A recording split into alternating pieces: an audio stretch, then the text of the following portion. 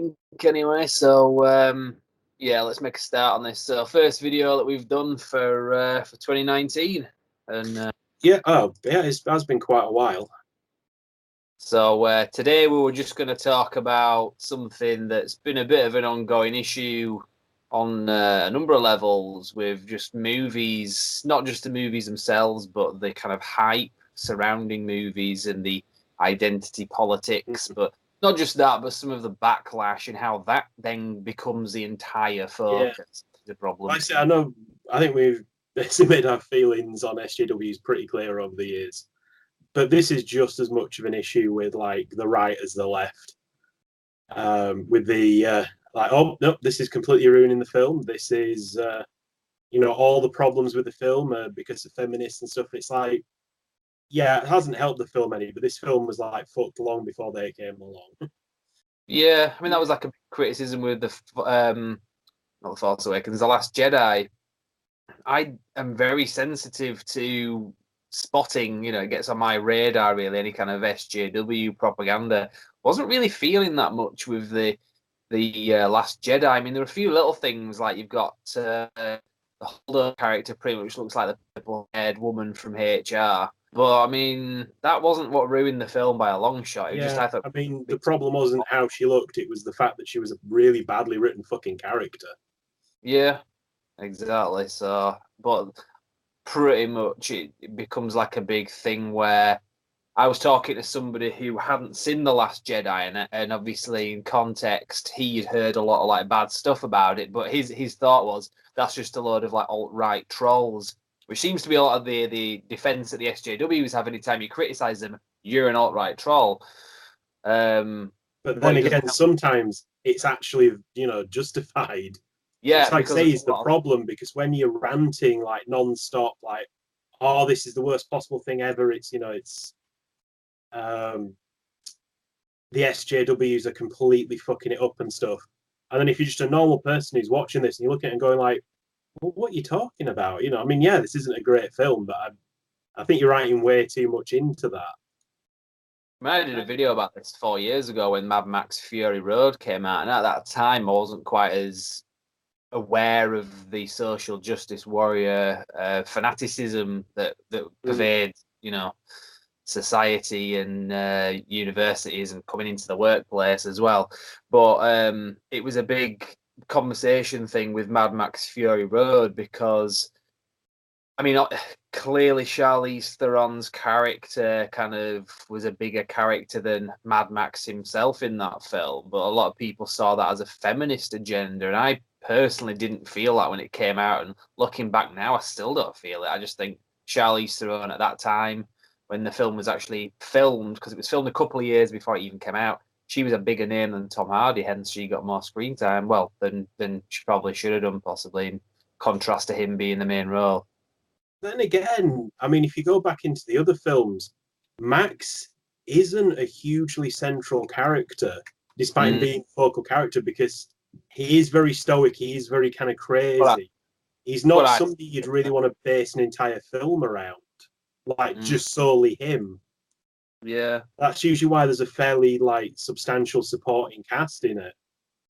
Exactly. So, like I say, I said that at the time, but that was like a big thing, and it was a feminist agenda. It's like not really, and it also wasn't really a problem because the film was quite good as well, and whereas with the Last Jedi, that's just the thing. Like, if the film's good, I don't care if it's been gotten at by the feminists. If they've actually made a good film, I don't give a shit. As long as it's not like cringy and fucking propaganda, which is usually the problem. Ghostbusters, which then takes us to that because it's not the film itself. People are judging things like Ghostbusters based on the bullshit that absolute twats like Leslie Jones have been saying, trying to equate the fact that they're doing a Ghostbusters 3 rather than a sequel to her failed movie as being somehow President Trump-like. And she's a race-baiting bellend of the highest order, is Leslie Jones. And that suddenly is what that film, Ghostbusters 2016, is all about. Whereas if you just look at the film as a film, it's not as god-awful as they make out. Yeah. Bad, but I would class it as a perfectly average pop conflict. There's nothing special about it. Not in Yeah. how bad it is, not in like anything about it. It's like CGI heavy, kind of lots of ghosts, but you'd expect that because that's what Ghostbusters is. You can't really, have a practical effects ghost. That doesn't really work. But there's nothing stand out about it. The jokes aren't that great, but they're not awful either. It's not like cringily bad. It's not, worst movie of all time. If it wasn't for all the bullshit around it, this film would have landed, flopped at the box office. People would have like forgotten about it within a relatively short space of time. Beyond, well, shit, there's another like ruined franchise. Thanks, Sony. Yeah, because they really did ruin the brand of Ghostbusters. And I mean, I know obviously there's not much coming out in that franchise, but I mean, the people who own that IP might want to use it in years to come. And obviously, people's last memory of it, especially younger people, is going to be that shit film from 2016, which is why I think part of the reason why they want to do this Ghostbusters 3, maybe to claim that property Yeah, back. like I say, this new film could be utter shite as well. Let's not rule that possibility out. Probably will be. But then again, I don't particularly think it's going to be shiter than the reboot because, like I say, the reboot was not a great film. It was taking like the bones of a really good like premise in like the original Ghostbusters, which had massive appeal, and then just like randomly sticking like a gender swapped cast and a pretty lame kind of popcorn flick kind of mentality to it. It's like, yeah, it's big, it's dumb, it's noisy. You'll have moderate amount of fun, maybe. It kind of depends what mood you're in going into it. Yeah, because when I went to see it, I was fairly determined to try to enjoy it. And I think this was just before I really started to understand what like all the little facets of social justice warfare, like virtue signaling and obviously pretending to be all about one thing whilst actually promoting another. I mean, if you're a fan of the original franchise and you go into this like pissed off that they're rebooting something you didn't want them to reboot, and like you're not going to have a good time. You're going to think the film is shit. It's got nothing to do with anything else. But like I said, there are a lot of people that have over politicized this, usually from the fucking left in this case. Yeah, but the Like film The Last Jedi is very much like dickheads from the right over politicizing it. This is in a lot of ways dickheads from the left over politicizing it. Yeah, but the people behind the film politicize ghosts. I know that's what you're saying. I'm not saying that's not what you're saying, but No, it's always funny as well. Like when somebody like comes out with like something against the like narrative, it's always like, oh, it's a fucking like spoilt man child like neckbeard. When somebody comes out with absolute bullshit that supports the narrative, it's like, well, she's speaking her truth. You've got to support that. It's like, no, he's being a fucking child and whinging about something that isn't important. She's being a spoilt cow and bitching about something that's not important. There's no difference there. There's no the truth. It's like if you're speaking bullshit, you're speaking bullshit. Like Ben Shapiro says, there is no your truth, there is the truth, and there is your opinion. Yeah, I mean, your opinion is your opinion, and you're fucking welcome to it. Just stop trying to like push it on everybody else and pretend that it's some kind of like sacred enshrined thing that can't be like disagreed with. Yeah, I mean, part of the problem is just talking about these things does tend to be a popular thing because there's a pretty decent channel called Geeks and Gamers, but it's every day a video about how Star Wars has an SJW agenda and Kathleen Kennedy is a horrible feminist. A lot of that may be quite true, but it's not doesn't justify doing a news bulletin video every day about it, which it practically is. But I still like their channel, but they know that that's where the big money is because so many people follow this. I mean, I do as well myself. But like I say, it does kind of grate on you quite a lot. I mean, there's several channels I've just stopped following because it's like I'm sick and fed up of this. I mean, like every fucking day, like not necessarily this in general, but just taking any little thing, blowing it out of all fucking proportion, and then like bitching about it for half an hour. It's like I've got better things to spend that half hour doing. I know that like some channels and so on YouTube, not just that, but like other outlets will talk about this kind of thing either from a point of view of being anti-SJW, or it because they know that they'll get a lot of like audience just talking about that Yeah. because it's subject. But also you get companies that will put things out that are pro SJW, and I don't even think they even believe what they're saying. They're just doing it to bait so that it'll generate clicks. Because I saw a video and they were talking about Ghostbusters 3, and it said something along the lines of man babies were criticizing 2016's Ghostbusters because blah blah blah blah. It's like no, genuine reviewers were criticizing it. And whoever wrote this on this little video that came up on social media, I'm pretty sure they didn't actually believe that. They were just saying it so that they'd get a backlash. Loads of people would comment on it and click on it and it'd share their page and they'd be making money and laughing all the way to the bank. Like, there is like quite a bit of like money and fame to be made from this, like on either side, left or right. Like if you've got an extreme enough opinion, like people will be like, yep, yep, speaking the truth. Like, you know, you keep fighting the good fights. Like, should this fight even be fucking happening? Like, both sides are fucking awful at Yeah, well, it's like an times. alien versus predator kind of thing at that Yeah, point. You say left versus right. I mean, I am extremely anti SJW. That doesn't in any way make me right wing because I pretty much cut my teeth over years, like doing websites and stuff, exposing a lot of the things that were would make me anti right wing, therefore left wing. It's kind of bullshit, really. I'm against Alien and I'm against the Predator. That doesn't make me one of the two. It's kind of like what's her name? What's she called? The Young Turks, Anna Kasparian, saying, "I'd rather be an SJW than a piece of fucking shit." Like there's only two options. yeah. That's why I say I just try and follow like a middle ground and like not, you know, get too extreme one way or the other. Like the center is usually the right fucking answer. Usually, there's usually a middle ground to fucking take. Yeah, but like I say, I mean, this kind of thing, bringing this into general conversation, whether it's the SJW thing as a whole, or it could just be like one element of it, such as the man hating side of it. We saw this with the Gillette advert. I don't think that the people that ran that Gillette advert, that their primary focus was either attacking men or improving men, because some people look at it different ways.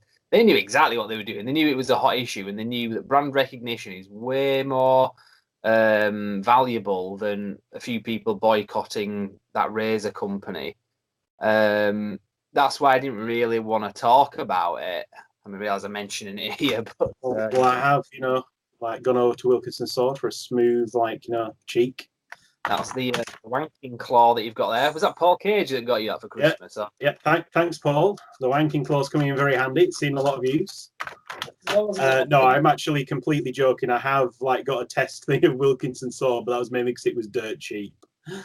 Yeah, This is not political yeah, stance. yeah. I mean, I've always used Kinston sword anyway, but that aside, that's a separate issue. Um, what else were we saying? So, I think Ricky Gervais's answer on that was the best. Like, all right, so we don't actually beat up kids at barbecues. Thanks for letting us know on that, Gillette. And on a plus side, my balls are nice and smooth because I've shaved them with your razor. Thank you. You know, yeah, it's but the like day before you are that, fucking ridiculous.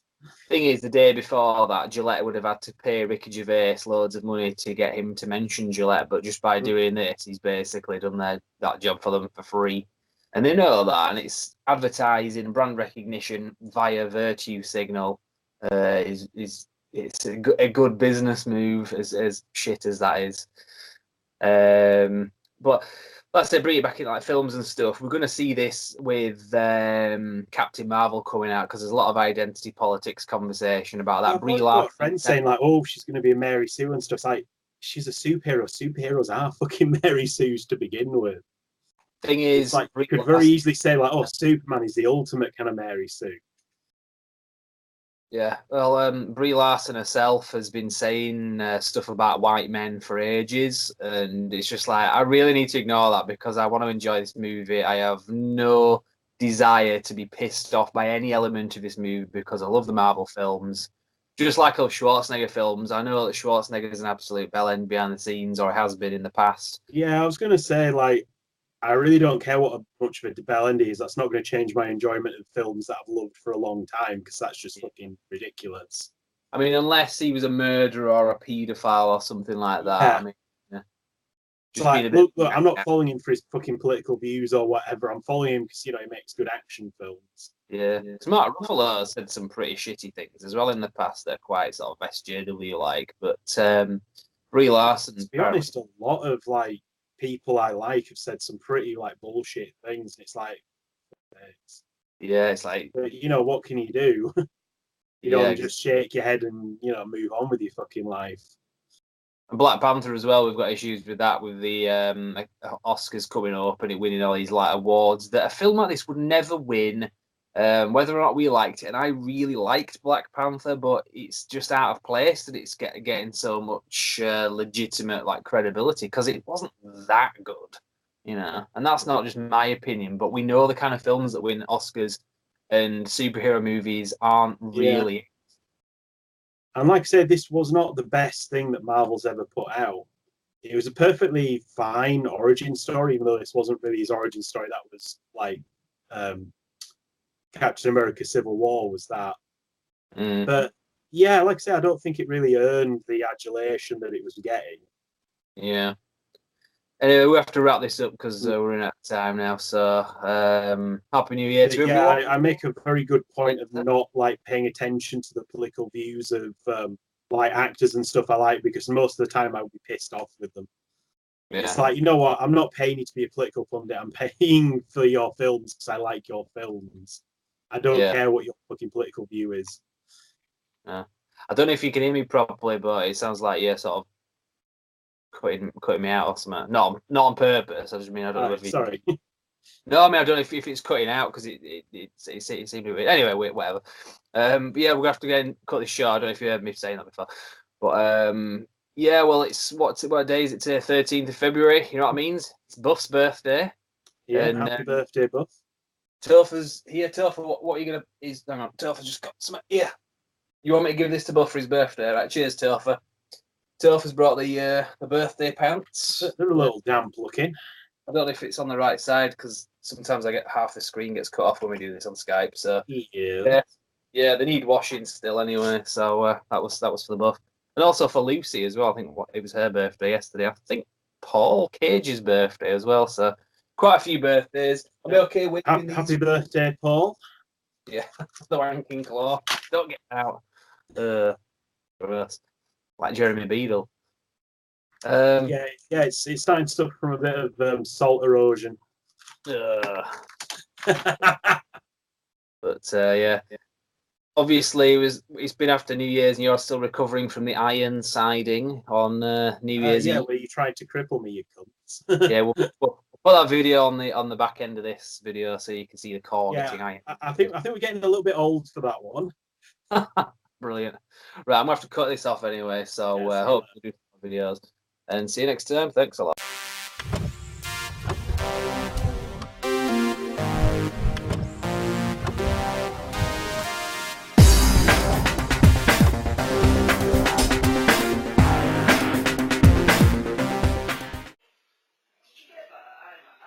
That's an excellent poster to get for free at cinema. Oh! Ah! Motherfucker! Clean you! Get him! Oh! Get off! Get off! Get off! Get off! You have no idea what's going on.